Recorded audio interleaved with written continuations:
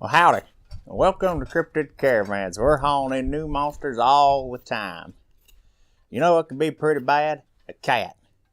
And you know what could be worse than a cat? A vampire. And you know what's even worse than that? A vampire cat. Well, and there were some poor folks that had to deal with just that down in North Carolina. So let's take a look at the vampire cat, also known as the Beast of Bladenboro. It's described as a bulky half-cat, half-bear critter with a long tail and brown fur. Measuring only 3 to 4 feet, it's not a real big putty cat. I got barn cats bigger than that. You only have to worry about running into this critter if you're hanging around the town of Bladenboro, North Carolina, which sits about 100 miles south of Raleigh, North Carolina. Much like the Beast of Bray Road, the Bladenboro beast didn't actually make its debut in the town of its namesake. It appeared in 1953 in the nearby town of Clarkton. An unnamed woman heard her neighbor's dog barking and went out to investigate. All she saw was a large cat creature sneak off into the woods. An unremarkable start to the Bladenboro legend.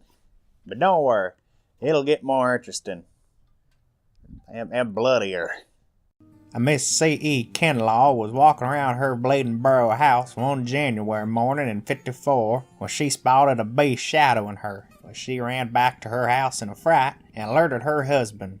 He barreled out of his house with a shotgun in hand. The cat was charging towards the porch. Miss Kinlaw let out a shriek that seemed to scare off the critter.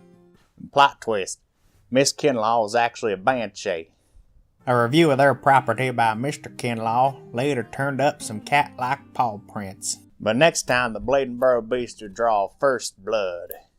John Vowles watched as his dog tangled with the crazed cat. By the end of the fight, his dog lay in a pool of its own blood.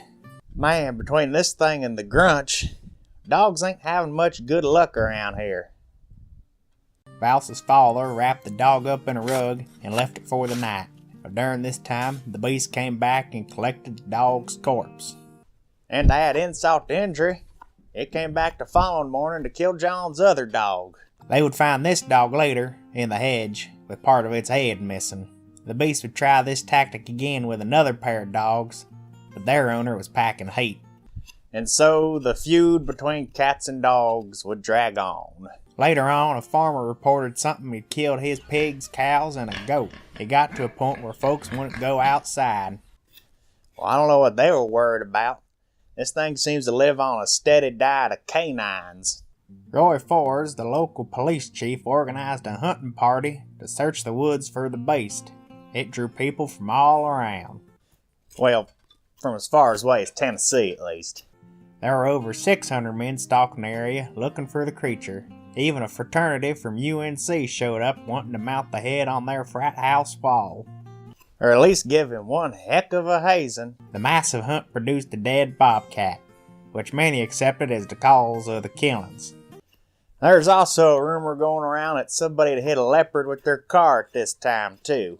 And with that dead bobcat, the killings in Bladenboro seemed to stop. No more reports would come in, and Forrest would call off the hunt.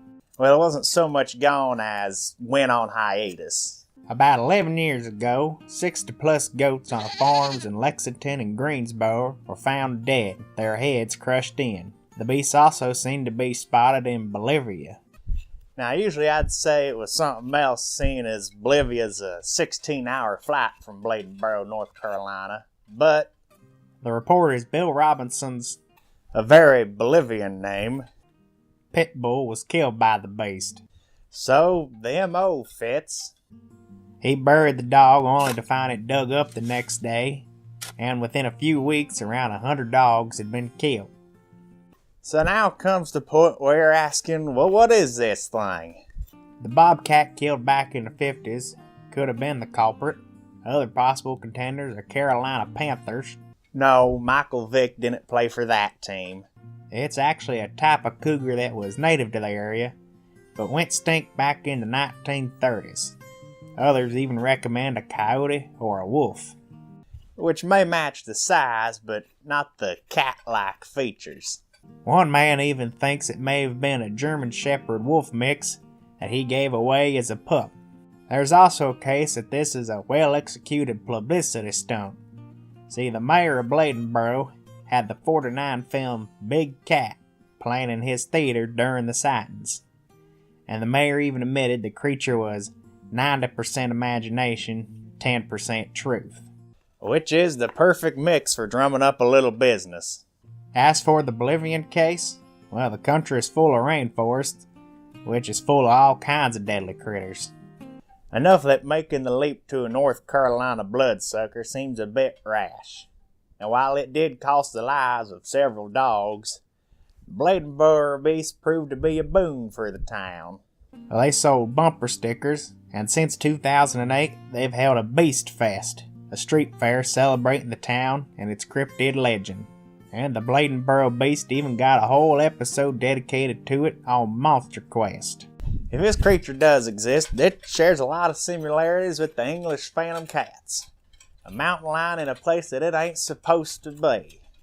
But I'll just give you the history. You decide for yourself.